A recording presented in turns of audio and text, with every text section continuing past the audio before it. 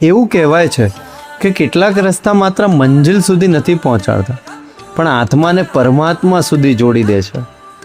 ચારે બાજુ પથરાયેલું અનંત અફાટ પાણી અને વચ્ચેથી પસાર થતો આ નાનકડો રસ્તો, આ કોઈ કાલ્પનિક દુનિયા કે સ્વર્ગનો રસ્તો નથી, પણ આ રસ્તો તમને સીધો લઈ જાય છે દેવોના દેવ મહાદેવના ચરણોમાં.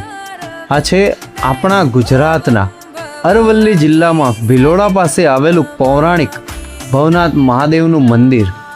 ચોમાસાની સિઝનમાં જ્યારે નદી અને ડેમના પાણી ઉભરાય છે, ત્યારે આ પવિત્ર ધામ એક અદ્ભુત ટાપુમાં ફેરવાઈ જાય છે, જ્યાં પ્રકૃતિ પોતે મહાદેવનો જલાભિષેક કરતી હોય તેવો અહેસાસ થાય છે.